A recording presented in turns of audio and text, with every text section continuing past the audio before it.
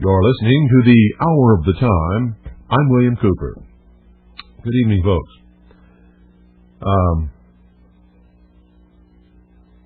Last night, remember all the talk about, I don't know how to find out. No, you can't find out. No, you find out. I can't go to Washington. Blah, blah, blah, blah, blah, blah, blah, blah, blah. Remember that last night? Within 20 minutes of the close of the broadcast last night, I knew everything there was to know about Independence Hall, including its United Nations status. All by myself with no help, within 20 minutes, never went anywhere, never left my house. Had it all. And can document it officially with no problem whatsoever. So, for all you sheeple out there who think that's impossible,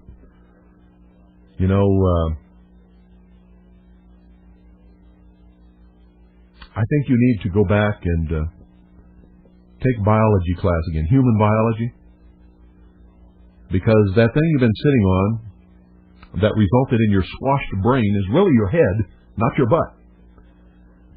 And if you learn the proper anatomy, you'll learn where to sit so that your brain doesn't get squashed, so that you don't end up handicapped like that. Come on, people, get real. All right, Louis. Louis was born in New Orleans. Louis Armstrong. Didn't have anything. At a very young age, he went out on the street and danced for pennies and nickels.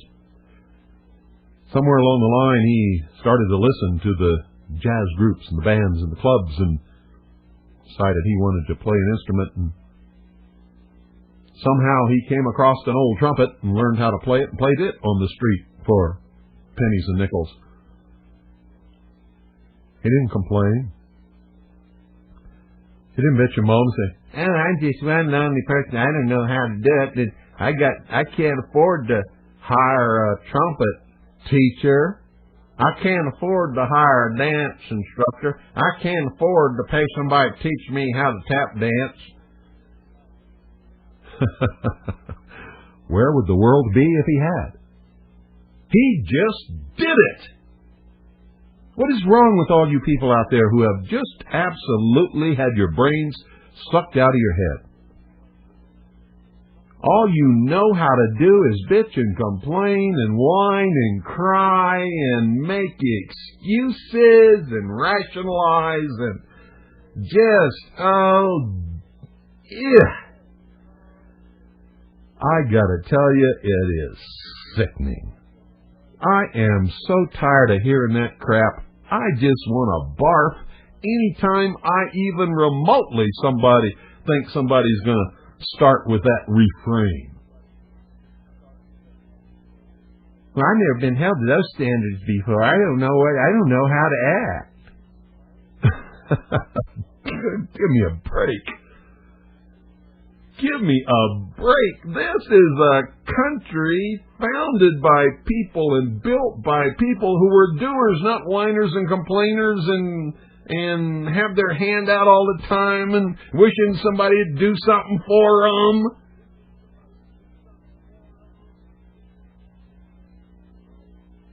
Give me a break. My God. Where did most of you people come from?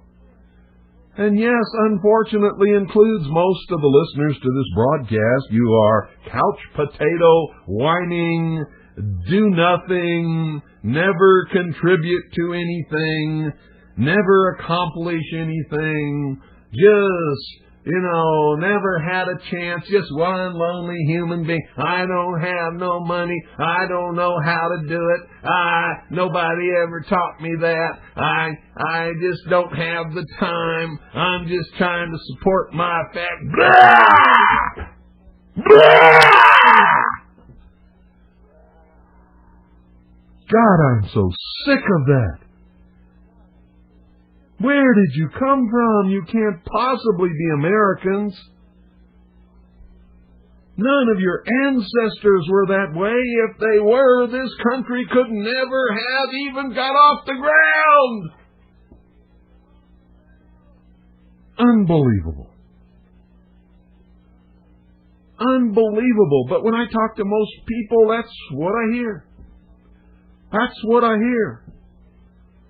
Well, I'd like to do something, but I don't know what to do, and I don't know how to do it, and I never learned how to do no research, and I don't have no money, and I don't have no time, and blah, blah, blah, blah, blah, blah, blah, blah. Blah! Blah!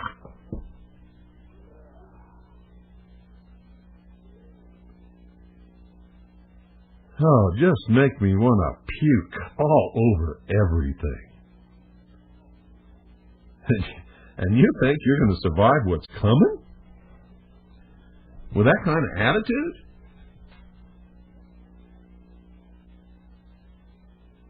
You call yourselves patriots? I don't think so. I don't think so. No.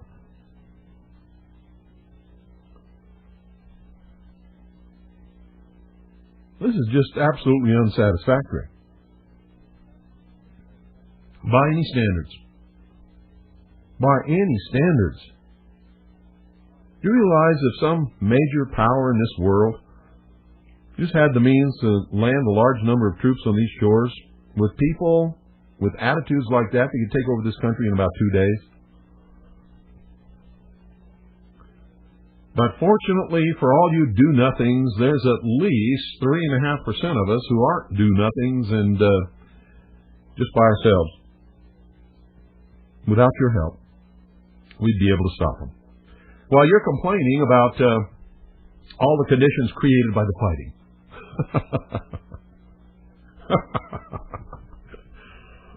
Well, you're pissing and moaning and bitching because the trucks aren't coming and you couldn't buy a head of lettuce at the grocery store. No, save me.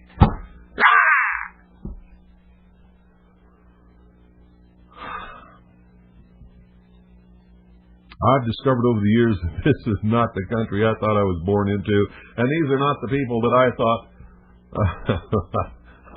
were, the great American people who were to inherit the promise of this nation. Nope, I don't know where they went. There's just a few of us left. Very few, not very many. Not very many. Thank God we're here, though. Thank God we know what's what. Thank God we know the history. Thank God we know what it means to be free and are willing to die for it if necessary.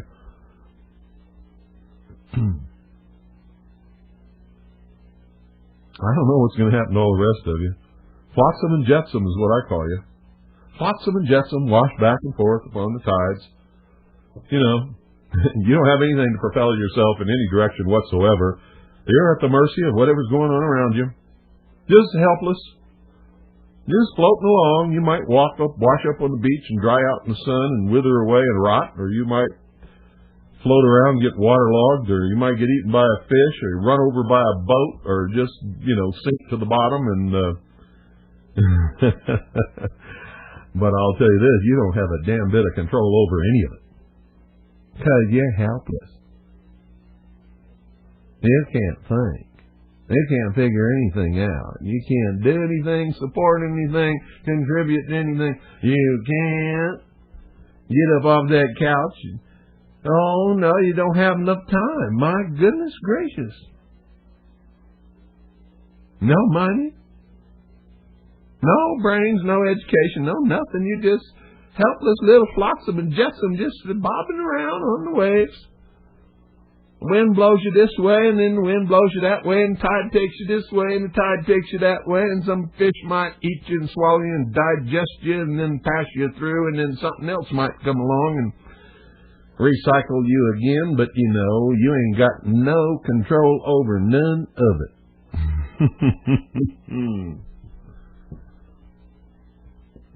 Well, I gotta tell you, there's gonna be a backlash to all this crap. It's coming. I can smell it. It's in the wind. I don't know when it was. A 3 years ago, I did a broadcast warning the present administration that if they continue with their lies and their bullshit and their corruption and their treason, that there would be a backlash someday, somehow. I didn't know when or if it would ever occur, within my lifetime, but I know that history goes in cycles.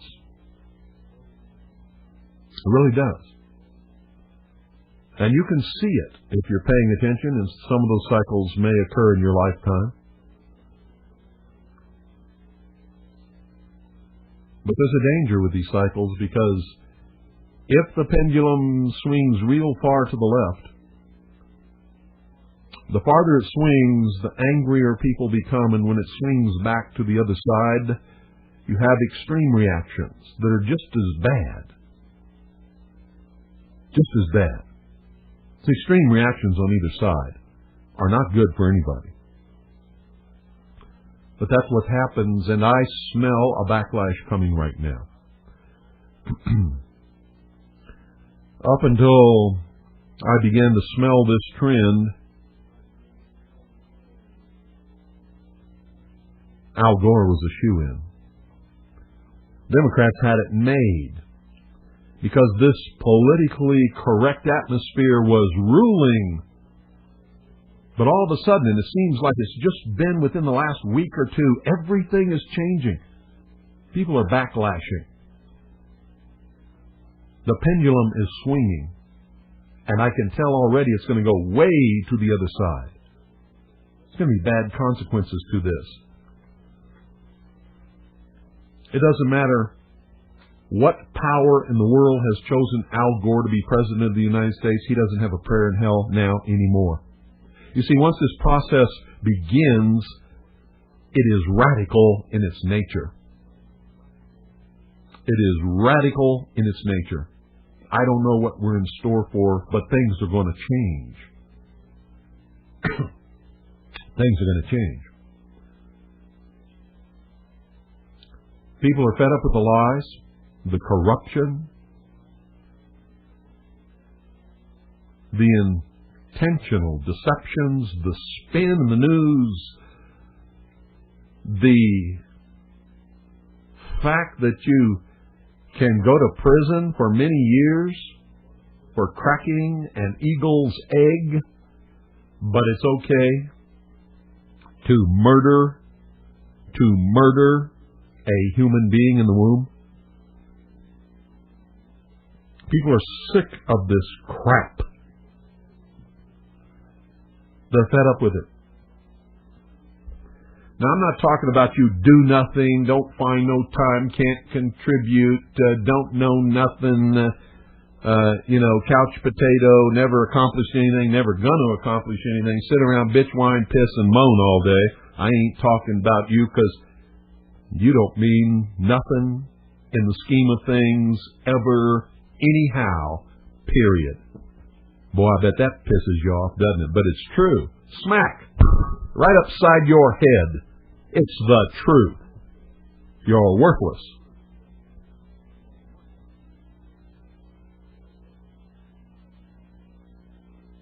I'm talking about people who will do something. I'm talking about people who are active. I'm talking about people who care. I'm talking about people who will make a difference.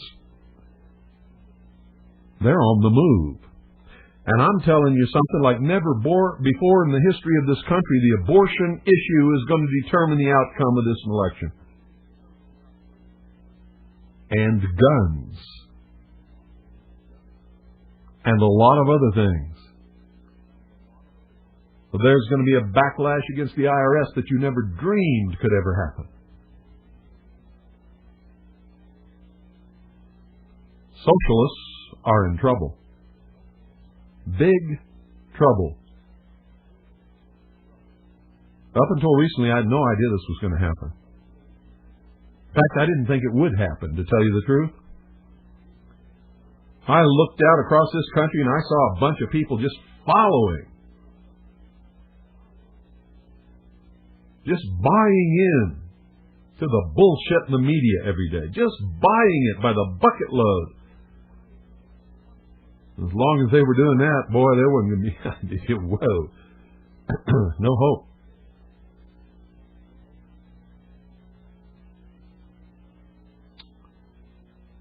But now I see it coming. There's a backlash coming, the likes of which nobody has seen for a long, long time. The pendulum is swinging. It means good news, and it means bad news. What the bad news is, I can't fathom right now. But when that pendulum swings all the way as far as it's going to go to the other side, bad things are going to happen. That's what happened in Germany when Hitler rose to power. The pendulum swung way over. That's what happened in Russia when the Bolshevik Revolution took place. The pendulum swung way over. Millions of people died. Millions. Not just a few. Not just a couple of hundred. Not just a few thousand. Millions. And over the years, hundreds of millions. That's what happened when Mao Zedong took over China. The pendulum swung way over to the other side, and millions of people died. Millions, hundreds of millions. Now it's going to happen in this country. It's going to swing from the far left to the far right.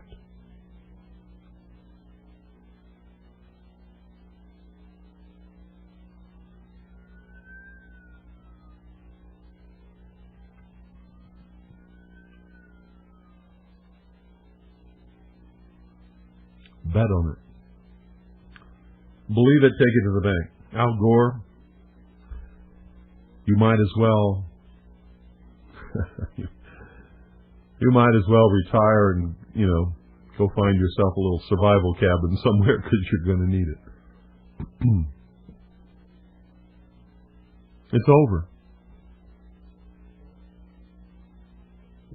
I've been sensing something in the wind for the last couple of weeks. Now I know it's happening. I know it's happening. And before you jump up and go skidding around doing your little dance of victory, remember that I told you this.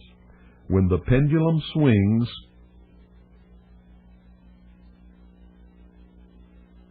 if it goes all the way over to the extreme on the opposite side, it's no victory for anyone. It bodes bad tidings for all. You see, somehow we've got to make that pendulum stay in the middle and swing just a little bit to either side and never go extreme to either side. That's what the founders tried to do.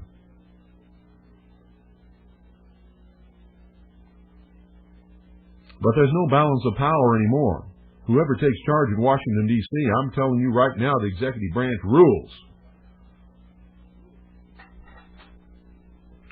And while somebody like Bill Clinton is transparent as cellophane on a pack of cigarettes, somebody like George Bush Jr. is not. And you won't know what this guy's up to.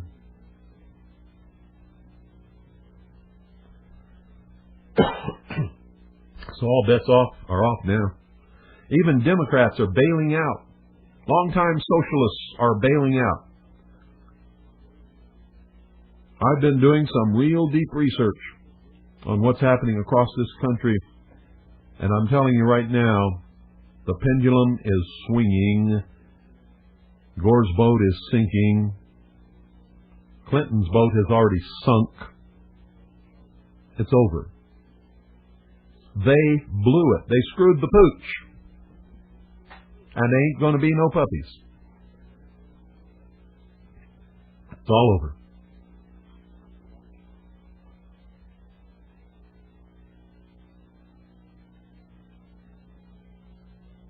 And this is not going to be fun. Study the history of the Bush family, in particular Georgie Jr.'s father, his association with the CIA, the secret societies, his participation in the invasion or I should say the fiasco of the Bay of Pigs. His supervision of the first large-scale drug smuggling into this country when he was president and CEO of Zapata Oil. His participation in the Nicaraguan debacle,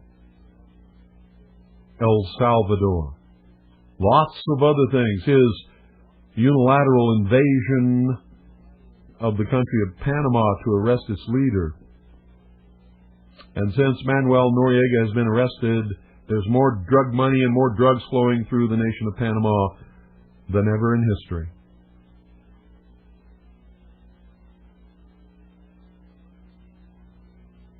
What's coming is not going to be good. But I'm telling you right now, every prediction I ever made about Al Gore becoming president based upon the powers that be determining that he was going to be president,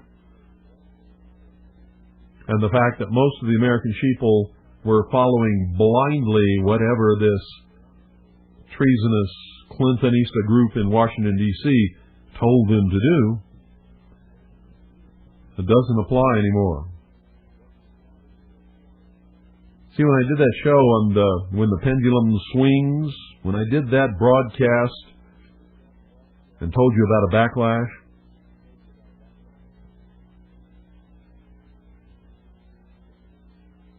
when this kind of thing occurs in history, powerful people don't have control over it. Oh yeah, they might be able to rig the vote count. They might be able to do lots of things, but it's not going to stop that pendulum once it starts to swing. It can't be stopped. Once it starts, it's going. Anything that's in its way will be swept aside. And it's going. It is going.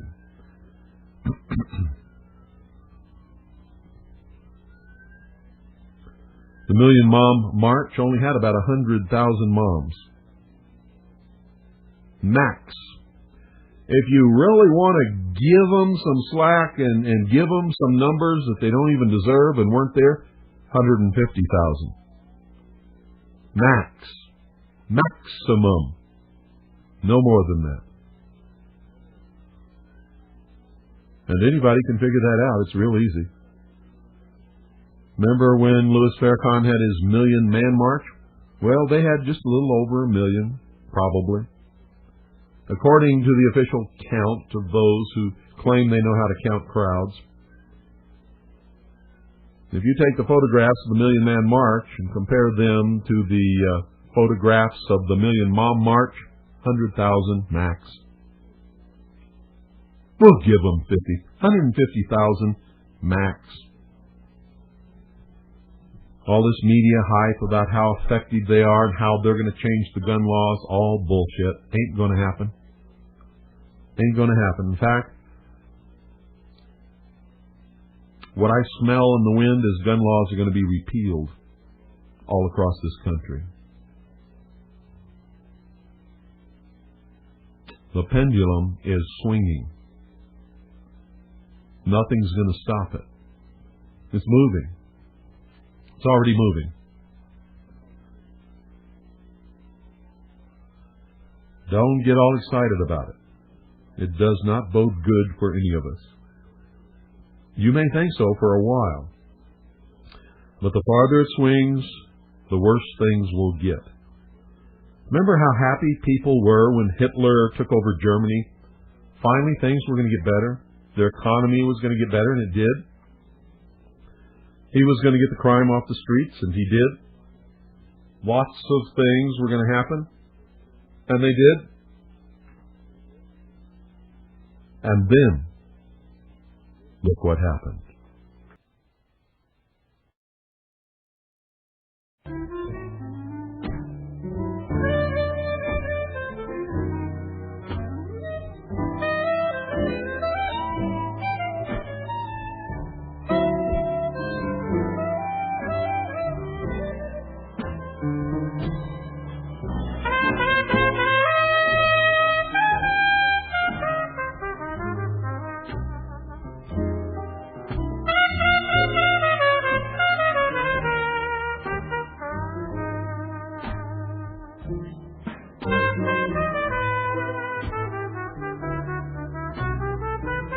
Now that's my kind of music. That's the kind of music I love. I can listen to that for hours and hours and hours and hours and hours. Now let me tell you what I found out about Independence Hall, since I've got all that other stuff off my mind. You needed to know that. It's important. I think some of you may be sensing that also. It's all over for the Clintonistas. It's all over for Gore. It's over for the Democrat Party. Finished. They're finished. I'm not kidding you at all. They're finished. Independence Hall has been declared a World Heritage Site. It is not a biosphere, as the first caller thought, or actually was passing on his brand of the latest rumor.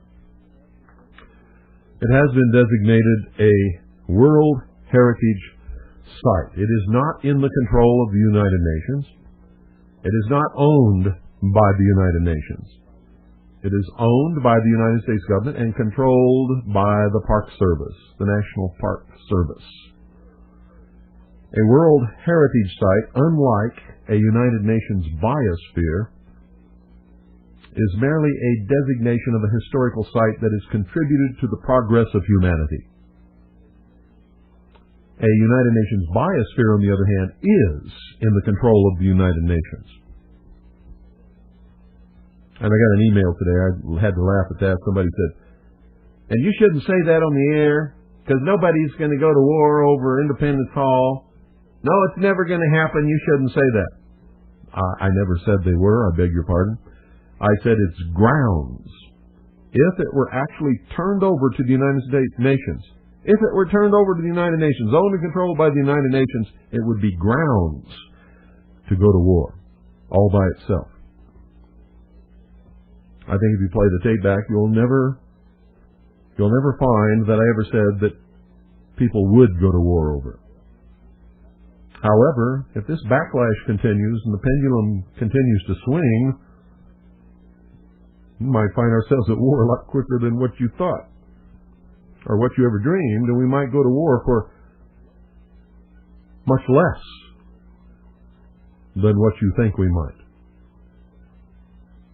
That's what happens when the pendulum swings. So that's the whole story of the UN biosphere thing. It's not, wasn't, and can't be. It's not a biosphere to start with. It's a World Heritage Site.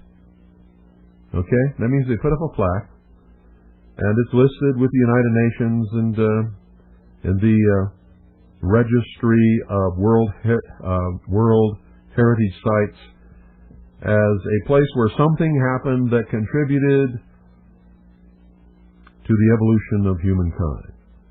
And I don't mean evolution like the evolutionists mean it. I mean societal evolution toward prosperity and peace and better conditions for humanity. Okay? So that's what that's all about. Now, understand that I found that information within 20 minutes of closing out this broadcast. And that's counting the time I went in and made myself another glass of iced tea. That's counting the time it took the computer to boot up. Counting the time, that I waited for the search to go all over the internet and come back with what I needed. Punch on the pages that I wanted and watch them come up, and then proceed to find the ones that truthfully and honestly documented what I was looking for. I could have done the same thing on the television, on the telephone during normal working hours. On the East Coast, simply by calling various agencies of the United Nations, and then when I found what I wanted, requesting the proper documentation be sent to me in the mail. You all could do the same thing too. The other day, one of our longtime listeners who should have known better called me on the phone. Bill, I just heard that they're up some northern state. The feds have invaded the state, and it's a big biological warfare thing. Terrorist attack and all that kind of stuff. I said, I don't think so. Well, that's what I'm hearing over shortwave. I said, why didn't you find out what the truth was before you called me? Well, this is what everybody says is happening. I said, well, that's not the truth. Because if it was really happening, I would have known about it before you called. That's the way my real operatives keep me informed.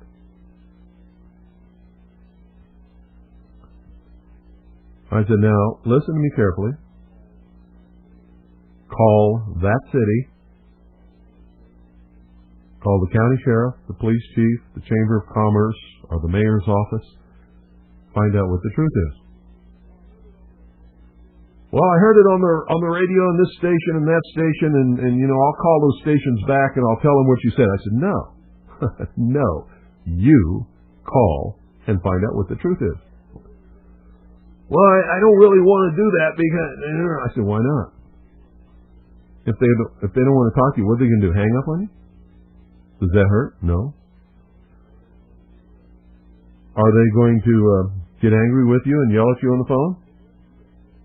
Well, they might do that. Well, is that going to hurt you? No. Oh, what can they possibly do to hurt you? Why are you so afraid to call at the source and find out the truth of what's happening? Well, I don't know. But he didn't want to do it. Nobody ever wants to do it. Biggest bunch of bullshit cowards I've ever seen in this country today. Afraid to even make a phone call to find out if something's true or not. They'd rather pass on the rumors and help bring down the country than just make a couple of phone calls and find out what's true and what's not. It's disgusting. So finally I talked him into it and hung up, and about a half hour later he called me back and says, you were right, nothing's happening up there.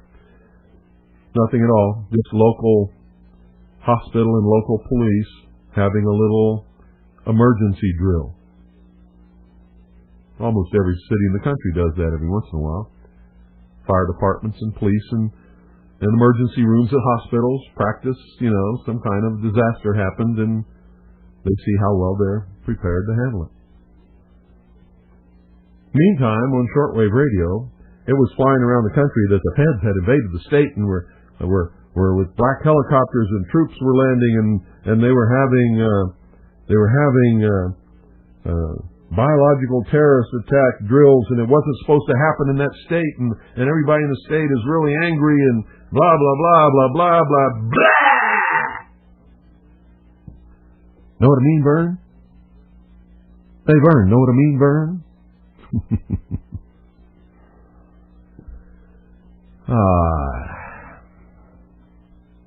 I've been trying to teach you people.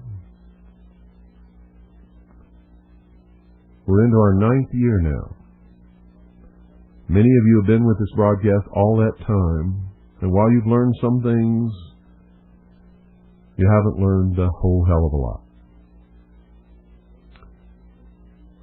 Sometimes it just makes me feel like all my efforts have been futile, wasted, worthless.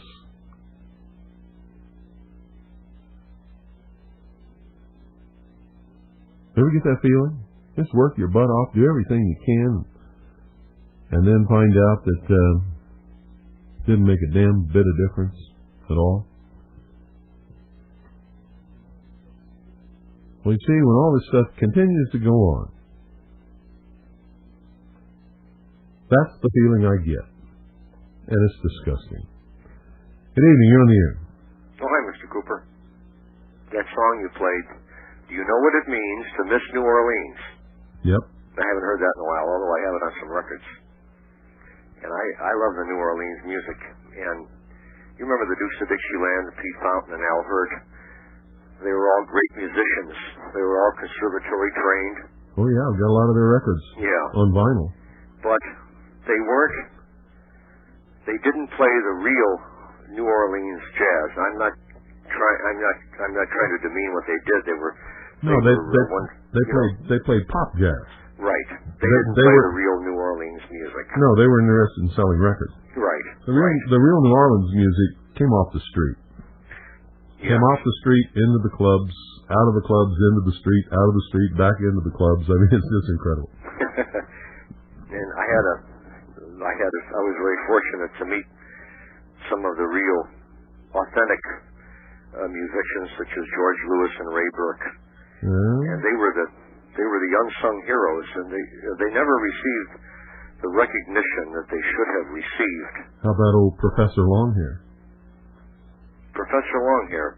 Yeah, I've heard of him. Well, listen to him again. Okay, I will. Here he comes. Okay, thanks. Professor Longhair. Okay. Thanks a lot, Bill.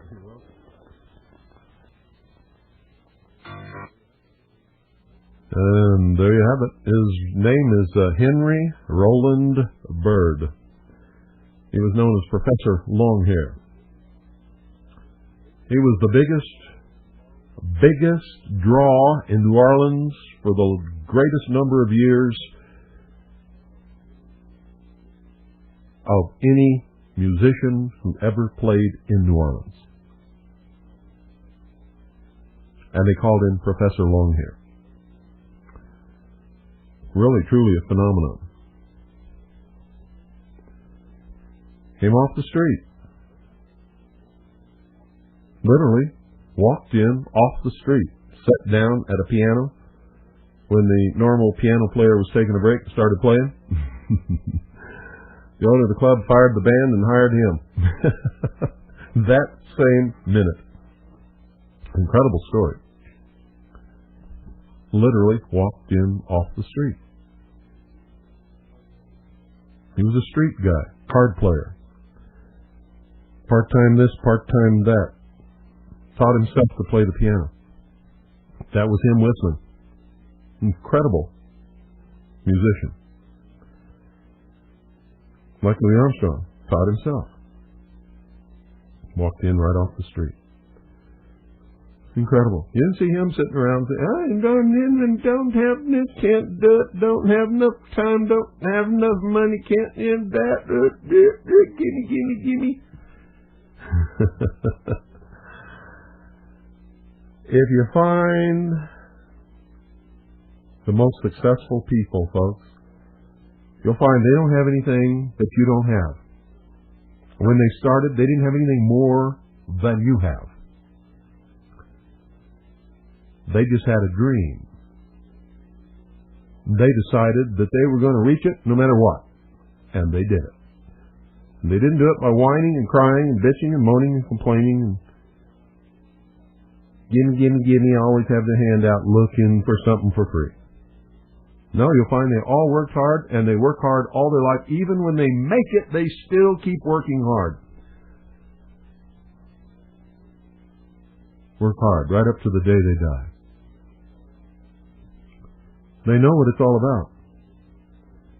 They also know that whining and bitching and complaining and sitting on the couch and moaning and groaning and looking for something for free all the time will make you sick. And good, honest work and a positive outlook will make you feel good and will make you healthy. It's true. How else could Frank Sinatra have drank 2 bottles of Jack Daniels almost every day of his life and lived to be as old as he lived to be and done all that he did?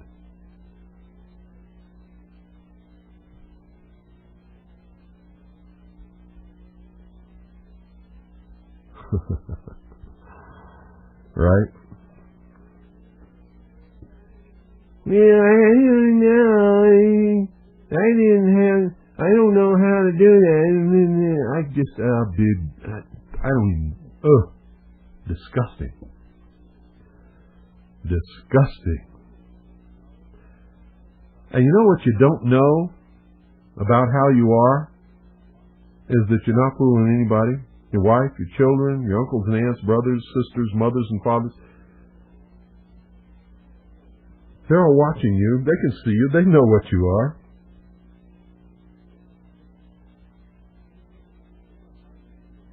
They know it, man. You're not hiding anything from anybody.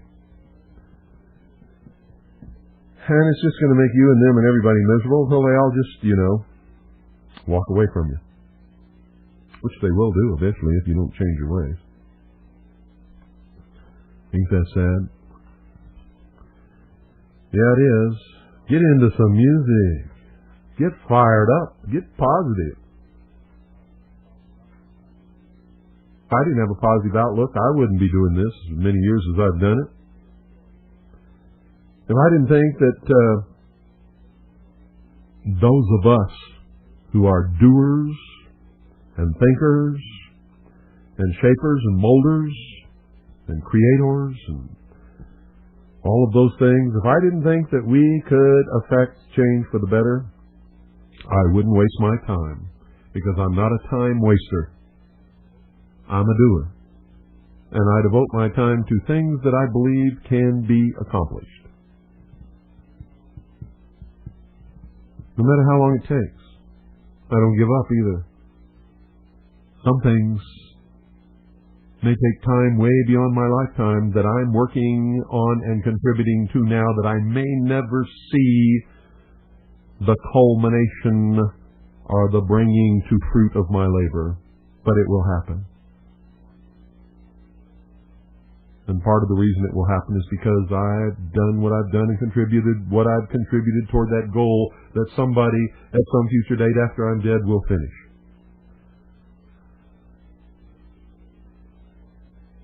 And most of you can't even get started on something that you could finish in 10 minutes. I laugh about it, but it's not funny. It's pathetic. It's just absolutely tragic. It is heartbreaking, pathetic. Lots of other things I could call it. For those of you in the Round Valley who are listening, if anybody is still listening, I would have turned off this broadcast 15 minutes ago. Because I'm not talking to me, and I wouldn't have wanted to listen to it if I wasn't talking to me. But if you're still listening in the Round Valley, immediately following this broadcast, there will be a special presentation of Death and Taxes. It's the long version director's cut. It's the true story of what really happened to Gordon Call. Now, many of you may not even know who Gordon Call is, and it's all the more reason to watch Round Valley Television Channel 15 immediately following this broadcast. It's about almost 2 hours long. I'd say about 7 minutes short of 2 hours long. Death and Taxes. It's the true story of what really happened to Gordon Call.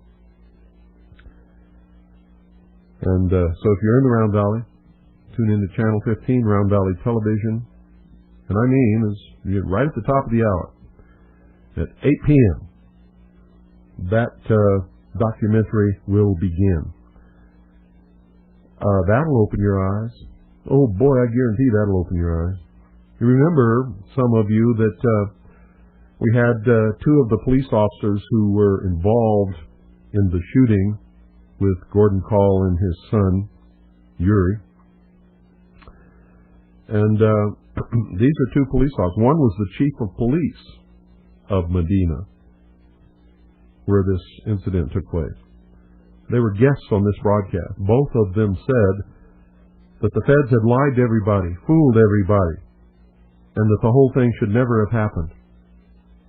And that Gordon Call and his family were just defending themselves.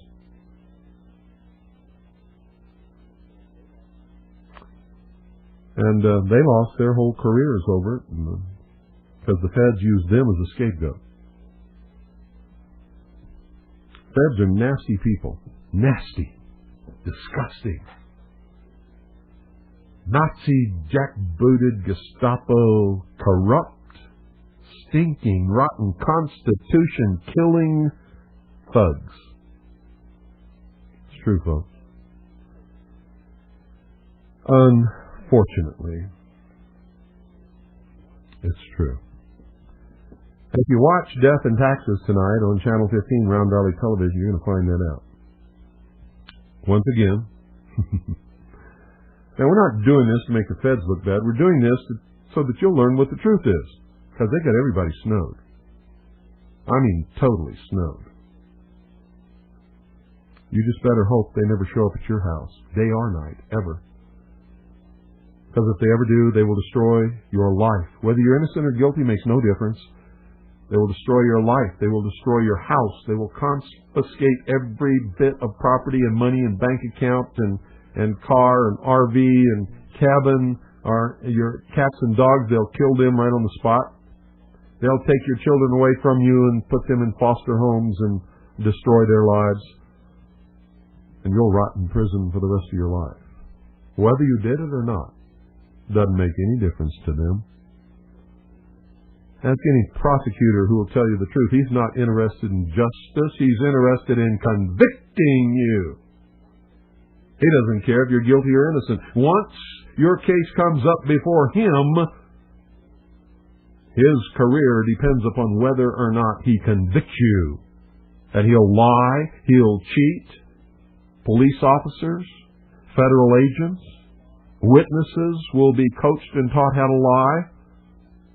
And they'll convict you. And they'll throw you in prison. And you'll rot there. And your lives will be destroyed forever. Good night, folks. God bless each and every single one of you. Good night, Annie Pooh and Allison. I love you.